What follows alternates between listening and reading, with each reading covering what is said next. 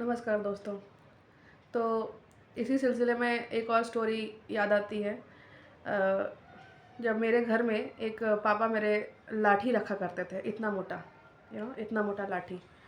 तो जैसे होता है पहले के पुराने ज़माने के लोग लाठी रखते थे अपनी शान के लिए, अपने प्रोटेक्शन के लिए, व्हाटएवर, जानवरों को मारने के लिए बेसिकली। उसमें तेल मिला के रखते थे बहुत शौक से। तो जनरली वो चीज़ें रखते हैं लोग, गाय बकरी वगैरह, अगर कोई आ गई बाउंड्री के अंदर ऐसा कुछ तो उसको मार के भगाने के लिए। बट हमारे यहाँ ऐसा था कि गाय बकरी तो चलो भाग जाती है दौड़ के, लेकिन उसका सबसे ज़्यादा मार उससे मैंने खाया है। ठीक है, स्पेशली मुझे याद है एक बार मुझे पीरियड्स था, तो उस टाइम पे भी मेरे को मारने लग गए थे बहुत, मतलब ज़बरदस्त तरीके से। और बहुत बुरा लगता है, मतलब आप बचने के लिए इधर से उधर कोना ढूंढ रहे हो कि किसी तरह बच जाए।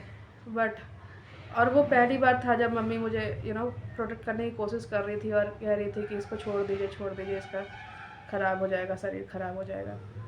तो मम्मी मेरे को आई थी उस टाइम बचाने के लिए, और इसीलिए मम्मी के लिए मेरे मन में थोड़ा दया आता है।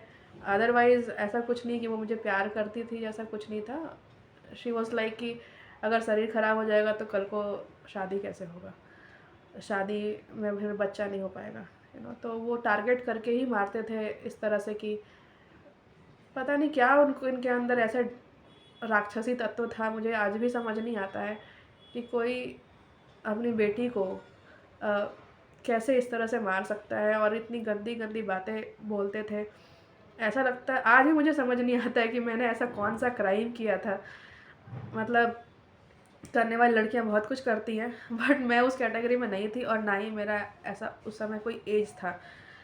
मतलब मुझे ऐसा लगता है कि मैं उस समय क्लास 6 में थी जब मेरे मेरे को फर्स्ट टाइम उन्होंने मॉलेस्ट किया था। मेरे ब्रेस्ट को पकड़ के दबा रहे थे और मैं भागी थी रूम से बाहर। आई थिंक क्लास 7 में थी जब मेरा फर्स्ट टाइम पीरियड्स आया था। 7 से 8 में, 8 के बीच की ये घटना है जब वो मुझे इतने मोटे लाठी से मार रहे थे, छड़ी भी नहीं, मोटे लाठी से। एंड फॉर वॉट कि शायद मेरा उस टाइम भी वैसे ही मेरे भाई से आई डोंट नो झगड़ा हुआ था। मुझे याद भी नहीं है कि क्यों मुझे मारा मारा गया था, क्या रीज़न था। ठीक है, तो इस तरह की चीज़ें बचपन से होती आई है। तो एक अब्यूज़िव अब्यूज़िव ही नहीं, मतलब बहुत ही घटिया बोलूँगी अब्यूज़।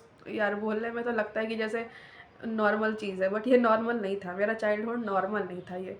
ठीक है, जो जो भी मेरे ख़ानदान के लोग हैं, ब्लड लाइन में जो भी लोग हैं उस टाइम से लेके अभी तक ज़िंदा है या जो भी है, सबको पता है कि उनका गुस्सा कितना ख़राब था।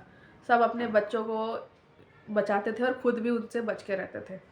अब उस तरह का अग्रेसिव पर्सन मेरा बाप था। एंड ना एवरी नाउ एंड देन किसी भी दूसरे दिन उनको गुस्सा आ जाएगा। किस बात पे गुस्सा आएगा ये भी मैं फिगर आउट नहीं कर पाई, आज तक नहीं फिगर आउट कर पाई मैं कि उनको किस बात पे गुस्सा आ जाता है और किस बात पे वो वीक पड़ जाते हैं। वीक तो खैर चापलूसों के चक्कर में पड़ते हैं, और चापलूस मेरी एक तो माँ है और दूसरा मेरा भाई है। ठीक है, तो जब इस तरह का आपको ट्रीटमेंट मिलता है ना, तो आपका भले ही छोटा जो भी सिबलिंग है, भाई बहन जो भी है, वो आपको इज़्ज़त नहीं करते। ठीक है, तो बेसिकली मेरा यह था कि माँ बाप से भी मैं गई थी और छोटे भाई से भी गई थी। ठीक है, कोई इज़्ज़त नहीं, प्यार क्या होता है वो तो मैंने कभी जाना ही नहीं। पता नहीं भगवान ने मेरे अंदर इतना यू नो सॉफ्टनेस भर के भेजा कि मुझे सबका प्यार फील होता था। मुझे आज भी, मतलब जब बोला जा रहा है, जबकि मैं कह रहे हैं कि मैं तुम सब चीज़ भूल चुकी हूँ, मतलब तुम सबसे बाहर निकल चुकी हो, लेकिन मुझे फील हो रहा है, आज भी फील होता है ये सब चीज़। हाँ, मैं माफ़ कर चुकी हूँ, मैं सब कुछ कर चुकी हूँ। मेरे को अब कोई मन में ऐसा बद्दुआ जैसा कुछ कभी भी नहीं था, बद्दुआ दूँ मैं। लेकिन हाँ, एक चीज़ था कि यार उस एज में ना, और उस एनवायरनमेंट में, मतलब एक पिता किस लिए होता है आप ये बताओ। पिता होता है बेटी का रक्षा करने के लिए, है ना, प्रोटेक्ट करने के लिए, उसको प्रोवाइड करने के लिए। अब घर का अगर पिता ही आपका सबसे बड़ा भक्षक बन जाएगा, तो क्या क्या होगा फिर आपका। और इस तरह की लाइफ के बाद आप मुझसे क्या एक्सपेक्ट कर रहे हो कि मैं क्या बन के दिखा दूँ आपको? क्या चाह रहे हो आप? कैसे कैसे आप समझ सकते हो, कैसे आप मान सकते हो जिस तरह का अब्यूज़िव पेरेंटिंग आपने मुझे दिया, उसके बाद आप कैसे एक्सपेक्ट कर सकते हो कि मैं जो है अपनी अच्छी लाइफ जीऊँगी। अच्छी लाइफ का बेस तो भाई बचपन में ही बनता है ना, और बेस बनाने का काम ही तो पेरेंट्स का होता है। वरना पेरेंट्स क्यों हैं लाइफ में, क्यों होते हैं, क्या काम है उनका। तो अगर कोई पेरेंट्स अपने बच्चों के लिए अगर इस तरह के बर्ताव रखता है तो बच्चों को पूरा हक है कि वो अपने पेरेंट्स को छोड़ सकते हैं, और छोड़ देना चाहिए। ठीक है, हर इंसान की अपनी एक सोल लाइफ है, अपना एक सोल पर्पस है। अपने सोल पर्पस पे ध्यान दो और भगवान की भक्ति करो। अदरवाइज़ और किसी पे ध्यान देने की, किसी के लिए भी रोने की या कमी महसूस करने की यार ये नहीं है वो नहीं है। आज के डेट में मुझे काफ़ी टाइम से आज के डेट में तो ये कंफर्म हो गया कि मैं अनाथ हूँ, मेरे सर पे अब कोई नहीं है हाथ रखने वाला।